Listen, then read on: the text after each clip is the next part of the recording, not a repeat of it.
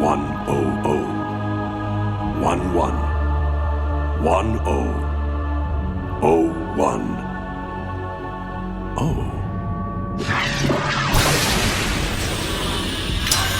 For such a terrifying and powerful scene to show off Damon's strength, it's more than a little weird that this scene is in a previous episode. I was standing at the crossroad, a huge celebrity. Hello, ladies and gentlemen, and welcome to the final episode of Mainframe, the Reboot Retrospective, Season 4. I live outside the net. Going through people, places, and shows. To this place, Mainframe, my favorite place to be.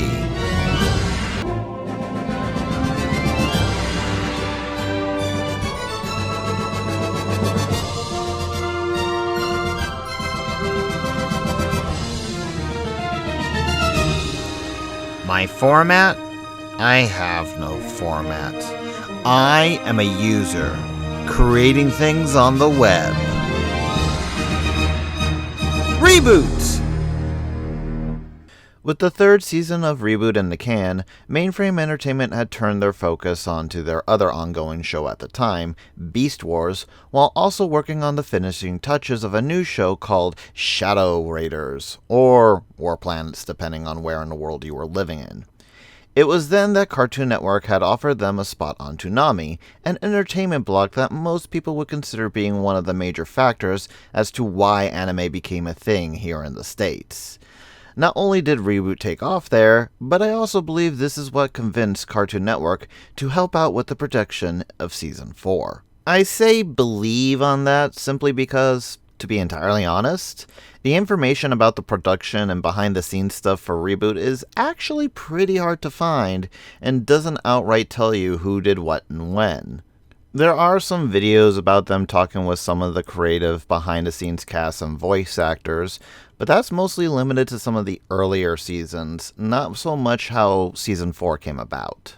The information could very well be out there on the web, but I've yet to have the luck in finding it and could actually confirm it. What I did see, though, is the original deal between Cartoon Network and Mainframe was for a 12-episode season with 30-minute long episodes, cut up a bit for syndication on the channel, of course, all set to air on prime time.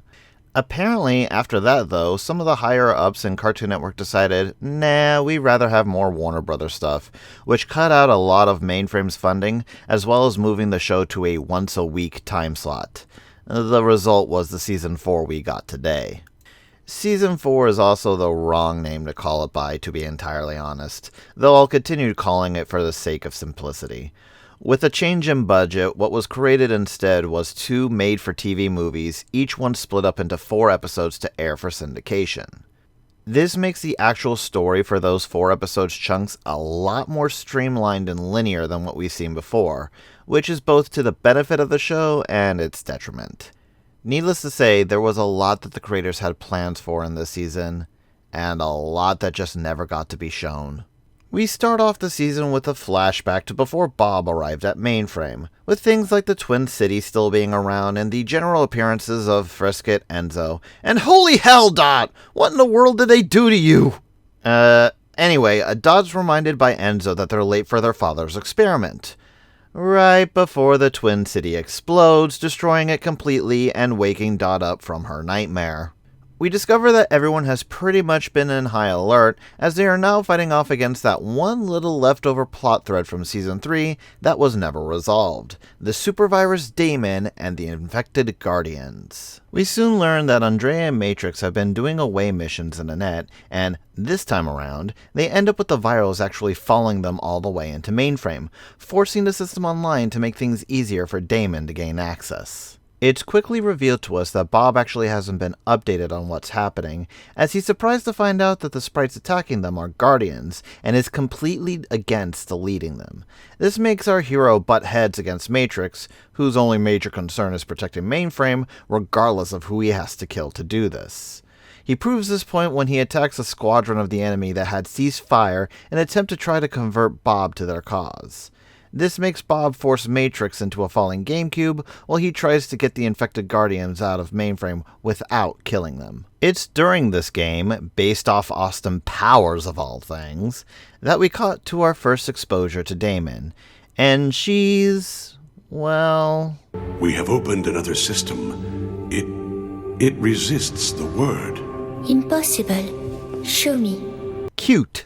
Between the accent and the appearance of the virus, there doesn't seem to be much to us that screams infector of systems, nowhere near megabyte or hexadecimal. She informs her second-in-command to bring Bob to her, stating that he'll be their messenger. As Bob continues to try to contain and remove the invading forces peacefully, he suddenly turns transparent and falls from the sky, showing an odd weakness in his powers for the first time. He's saved by Hexadecimal who, while flirting with him the entire time, also saves him from being kidnapped by Damon when a square box known as a Zoom room tries to take them. She switches the Guardian with, hilariously enough, Mike the TV. The living appliance also seems to be thinking along the same lines as the rest of us, saying that Damon doesn't seem to be all that frightening of a virus. That's when the she-virus takes a simple step onto the floor... I have heard the word, and the word is Damon. Well, looks are deceiving, aren't they? Back in Mainframe, we find out Hex is actually trying her best to both calm down Bob, while also trying to find a way to get in his pants. And no, I'm not exaggerating here. She pretty much says what she wants right off the bat. You need some downtime. We could go down together. Regardless, the Guardian is able to convince the she-virus to expunge all of the infected sprites from the system, without harming them no less. Hexadecimal does this easily and takes her reward, which is a full-on lip lock with our resident hero. The situation only gets more awkward as Dot ends up vid-windowing them. Things are taken up yet another notch when Hexadecimal's icon starts to glow and spin, a white area spreading out from it. Almost immediately after that, the nulls surround the she-virus once more, though it's nowhere near to the extent of Nullzilla from the last season. It's as we get into the principal office, and after a hissy fit from Matrix, that we see just what's going on with this new null monster.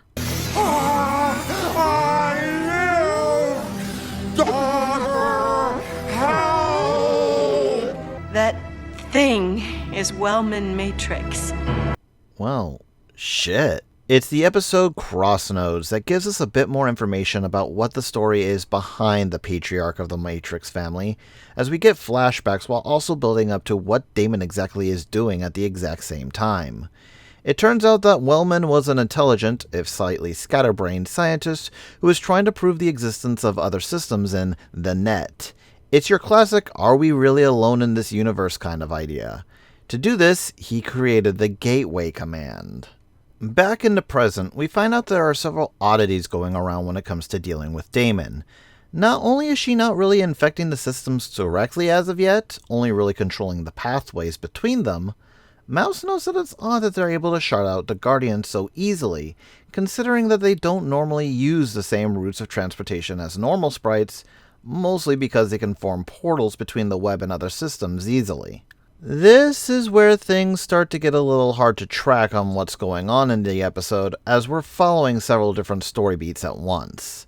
Not only are we checking in on Damon, who's trying to win things from her side of this little war, but we're also following Matrix and Andrea's attempts in sealing off the systems from Damon's control, Enzo deciding he was wanting to be all cool like his grown-up counterpart, to the point where he wants to be called Little Matrix, and Bob's weakening state. It's actually this last bit that really draws attention from the viewers, as we see Bob so drained of energy that he's unable to form a portal for Andrea and Matrix to get back into Mainframe. Then, when yet another GameCube starts to fall, we find that the Guardian is actually unable to reboot, the very attempt of it causing him enough pain to be taken out for the rest of the game. Dot proceeds to fight in the game herself, but nearly loses it when the user gets the upper hand and disables her.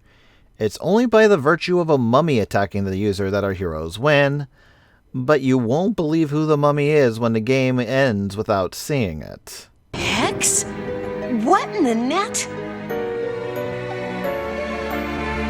Oh my goodness. Cutting back to Matrix and Andrea, the two are trying their best to not be captured by the Guardians, who have laid a trap for them in one of the systems they were trying to lock off from Damon. Having to hide at one point, the game sprite reminds her lover that they shouldn't be killing their infected enemies, as they've got no choice in what they're doing. Why this was never brought up when they were fighting the binomes who were turned by Megabyte, I'll never know. But regardless, the pair are able to find a way around this by using the same exosuits that Dot had used back in the Season 2 opening episode. The fight with the Guardians goes pretty well, our heroes flinging everyone out of the way, trying to buy time until a portal can be made. We eventually see that one of the infected is someone that we're actually quite familiar with, Turbo, who had finally fallen to Damon's infection. Matrix doesn't take it very well, grabbing the infected Guardian and, in his anger, doesn't notice a Zoom room rushing down at him. The Renegade is saved at the last moment by Andrea, who knocks her lover into a forming portal to Mainframe, and ends up being captured herself. The game sprite comes face to face with the super virus, and though she tries to fight it, we end up getting shown just how strong Damon is, as she stops the exosuit's attack completely and infects Andrea through it. We get another example of Damon's true power as she pushes her energy outward, activating the little precursor orbs that we saw at the beginning of the episode, which explode out and infect over 90% of the entire net. If this particular episode sounded more than a little jumbled in my description, the actual thing is a mess in comparison. We jump around every few minutes to focus on different parts of the story, and out of pretty much the entire series, this is probably the one episode you could really point to and say they clearly had a lot more planned, but didn't have enough time to do it. It's that compact. What's Love Got to Do with It, which is the next episode, and yes, that's really what it's called, continues this trend, though it's nowhere near to the crazed extent that the previous episode was. We start off with a flashback involving Bob when he was a cadet, and another Guardian by the name of Dixon. They're getting ready to delete a virus, with Bob going on about how viruses should be reprogrammed instead of destroyed, even having shown Turbo his ideas, and expressing this to Dixon. Any further conversation between the two is tossed aside when the virus starts to upgrade, becoming Gigabyte and killing the new character before being zapped away. Glitch, who had been Dixon's key tool, does something that we won't really understand for a while before going over to Bob. It's back in the present that we find that Turbo has been currently locked up and being interrogated by Mouse. We learn from this that the web surfer has also been infected by Damon, and this is something that I would actually like to point out. Despite the surfer being seen and Captain Capacitor being name-dropped, the two characters actually don't have any speaking lines throughout this entire season, and are pretty much completely removed from the rest of the series. It's a little sad considering Season 3 made them such strong players in the show, but at the very least in the case of the Pirate Captain, it was mostly because they couldn't get the original voice actor back to reprise his role. Regardless, it turns out that Turbo's key tool, Copeland, is missing, and it's revealed by Bob that the Guardians and their key tools are bonded, sharing their code. After exposing Turbo at an attempt at a cure, partially healing the Prime Guardian, he explains that once they were infected, the key tools left them, which means that Bob is now the only Guardian left who can form portals, as he's fused with Glitch. It's why the super virus wants him so badly, since it would allow her access to all the outer reach systems or net incapable ones. When we check in with Fong and Hexadecimal, we find out that the She virus has actually become a She sprite. It turns out that when she used her powers to push out all the infected Guardians from Mainframe, she had weakened herself enough for the virus scan that the user did at the end of Season 3 to finally take effect. It stripped her of nearly all of her abilities, as the Nulls weren't able to protect her for long enough when the GameCube fell. The only power that she retains is the ability to control the Nulls. After a small cut to Matrix seeing on how he's handling things without Andrea, read not well, we're back with Damon as she learns about the love between the game sprite and the Renegade, a concept that's new to her as she's not programmed to know such a thing. When her second-in-command tells her that they were unable to get Bob, well, I've kind of already shown you what happens then. Go Going back to Mainframe, we find out that Dot is wanting to use Hex's powers to see if they can revive, or at least communicate, with her father. The virus-turned sprite wants to give up after a single failed attempt, causing Dot to angrily ask if she would give up on her own father, to which Hexadecimal replies that she was born in the explosion that created Los Angeles in the first place, which prompts another flashback. We learn that when Wellman Matrix activated his gateway command, it was Gigabyte that it had locked onto instead of another system. The teleportation overloaded the command, splitting the Class 5 virus into Megabyte and Hexadecimal, followed by destroying the Twin City completely, turning it into the Lost Angles we know today. This revelation causes Hexadecimal to consider Dot her sister in some respect, as she wouldn't have existed at all if it wasn't for Wellman Matrix. Trying again for family now, the She-Sprite is able to give Wellman his mind back, forming a body for him out of nulls, Megabyte's pet Nibbles actually being the head and mind. It just goes to show how long ago that little reveal had been planned by the show's creators. Bouncing back to Fong and Bob, the old sprite informs us of a scan he did on the Guardian to reveal that the merging with Glitch didn't work the way they had wanted, partly because the key tool was so damaged when it happened. It turns out that the more that Bob uses his powers, the closer he'll come to just completely destroying himself, though the term they use is fragmentation. Any further argument is silenced, though, as Matrix and Mouse put Mainframe online for a few moments to leave the system, intent on rescuing their loved ones and, if they're incapable of doing that, killing Damon. This causes Dot and the rest of the cast to go into overdrive, as they know that if Mouse becomes infected like the Guardians have, she'll willingly give out the encryption codes to the firewall, which is the only thing keeping the system safe from a full-scale invasion. Dot has her father construct the gateway command again, while she tells Bob to figure out why his cure for Damon's code didn't work. I'll be talking a bit more about that cure when it becomes relevant again. Back in the supercomputer, Mouse and Matrix make their way in and try to confront Damon, though as you may have figured out by this point, the supervirus kinda just wins against them without any effort, and the would-be assassins get infected in the process. With the hacker now in Damon's control, she'll have little trouble getting into Mainframe. It's in the brig that we find Bob and Turbo talking, the Prime Guardian saying that Damon must be destroyed if everyone is to survive. Bob isn't really wanting to believe that, pointing to how Hexadecimal is now a sprite, as well as reformed as a good guy, claiming that he would have been able to do the same with Megabyte had he had enough time.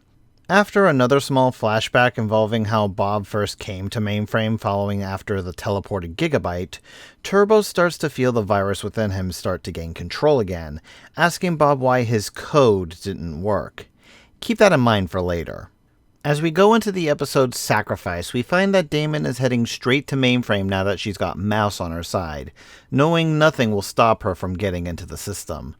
Dot puts up a secondary firewall over the first, protecting the system to buy them some time to finish the gateway command. While this is going on, Bob feels left out and useless, not allowed to do much thanks to his failing body. Hexadecimal tries to cheer him up by once again trying to get into his pants, though this time she's emboldened by the fact that Dot tried to make it light of their relationship, claiming to have just been friends in the previous episode. Yeah, it's bullcrap, but I think we'll talk about it a bit more once we cover the characters for the season. Things only progress so far when the first firewall goes down, and a GameCube starts to fall.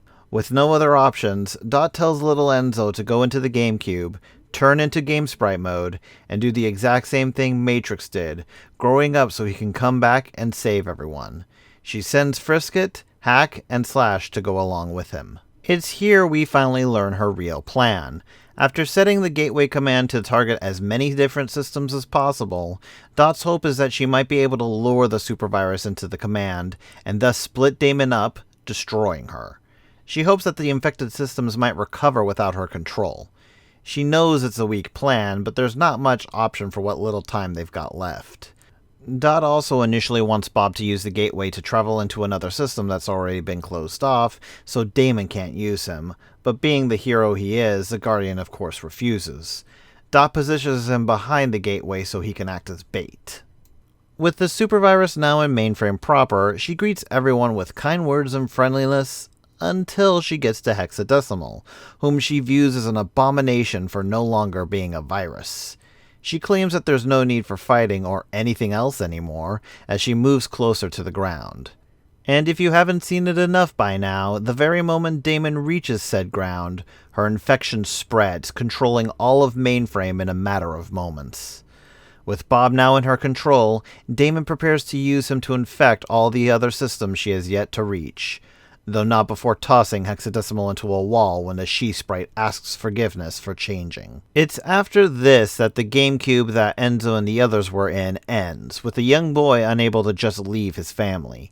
It's when he hack and slash see that Damon has gotten control of the system that Enzo admits that he's not like Matrix, instead donning the look of a guardian, stating that his job is like Bob before him, to mend and defend. The young copy ends up running into Matrix and Andrea first, trying to recruit the two to help him fight off Damon. But infected as they are, even the Renegade is wishing to just sit by and let the super virus do as she pleases. That's when Enzo tries to get through to him by having Frisket bite Matrix, while Hack holds down Andrea. The young boy tells Matrix to fight the infection, and leads to one of the better moments between the two. Get him off, Bart! Or what? You'll hurt Frisket? We love that dog! And you'll hurt him? It's after this that we see a little bit of the original Renegade working against the infection, before looking down at his icon and switching it back to normal, getting cured in the process. He later uses it to cure Hexadecimal, as they hope that her knowledge of being a virus might help against fighting Damon. So yeah, for all of those of you who are confused about this, don't be. It wasn't until I was actually doing research for this episode that I even understood it myself. And let me say that the reasoning behind it, while it makes sense for the storyline set up in this season, actually introduces a huge plot hole for Season 3. As you might recall from Season 1 of Reboot, Guardians are immune to nearly every virus and bug that we saw, such as the Medusa. It goes a lot further than just making them immune, however, as it can also be used to purge and clean, making Guardians essentially living virus protection programs. As such, when Matrix flipped his icon from Game Sprite, where he was infected, to Guardian, where he was clean, it essentially erased the infection from him. What's more is that he was able to use this on others as well, which is what we actually saw earlier with Bob trying to use his code to try and cure Turbo. Now, as I said before, this actually makes a lot of sense for the story they're telling, and especially for the second half of the season. More on that in a bit. But it brings up one big, huge, glaring plot hole of Season 3 that I honestly ask how this was never brought up before. If all Guardians can use their icons to purge viral infection from others, why the hell didn't Turbo have Matrix use it on him when the two first met? Or, better yet, how did Matrix know how to use it now on Hexadecimal? How about why didn't Bob ever try to use it before with any of the infected binomes in the previous seasons? And why did Bob act like he didn't know he had these abilities in Season 1? It just raises too many questions. Regardless of all that, our heroes head into the war room, trying to figure out just what to do. They just can't go guns blazing against Damon without getting infected again, with Andrea saying they need more firepower. Hexadecimal decides to go get just that, straight from the core of Mainframe itself. We soon see the constant creation of portals to systems for Damon to infect, who does so just by lightly brushing to the portals by the way, is starting to have its toll on Bob. The Guardian collapses, his job finished as the entire net is now fully infected by Damon, the supervirus asking right afterwards if Dot actually loves Bob, to which she finally admits after a moment of reluctance. That's when Hexadecimal appears, completely viral and her mask reverted back to its previous state, the She-Virus blasting Damon away. The two fight and knock each other around for a little bit while Matrix goes and heals everybody of their infection off screen. The viruses eventually land back in front of the principal office when we get a close-up shot to the hourglass that Damon has been wearing around her neck since her introduction, the last grain of sand dropping down. I am not an entity. I am in time. My time is now. The world is cold. Damon deletes herself, and every infected being in the entire net starts the same countdown that, as Bob explains it for those who have been struggling to keep up, will have them delete themselves in the exact same fashion. Hex picks up Bob, her love for him and her returned insanity making her dance around with the weakened guardian in her arms. Bob himself has to tell her that it's impossible for their love to survive, with everything around them destroying itself. Hexadecimal demands to know for a way to save everyone, with Wellman pointing out that the only thing that could get the cure to everyone fast enough would be another virus. Hexadecimal seems fine with this, even after Bob tells her that this will destroy her completely, saying that those she loves will survive. Taking the clean code from Matrix, she bids goodbye to the young Enzo, changing his icon with a bit of her own power as a way to prevent him from becoming like the Renegade.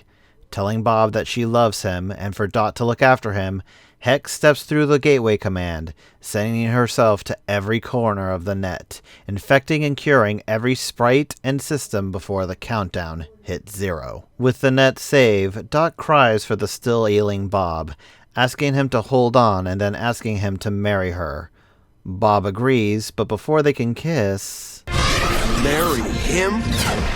I don't think so. After that bombshell, we get one final tribute to Hexadecimal, as she does her own version of the reboot opening over the credits.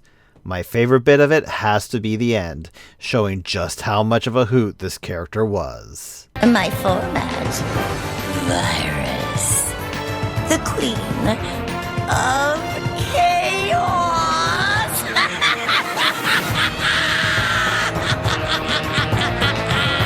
Now, if you were watching the DVD/made-for-TV movie version of the season, this is where the first one, Damon Rising, would end. If taken on its own, I would say that it was an enjoyable experience for Reboot, if a bit flawed in places and characters, and of course that plot hole. It doesn't exactly live up to what we got from Season 3, but as a way to tie up the Damon plot thread that was left hanging from that season, there was a lot worse that could be done with it. That said, we can't take it on its own as we head into My Two Bobs, both the name for the overall second made-for-TV movie, as well as our next episode in general, as we find out, well, why we've got two Bobs now.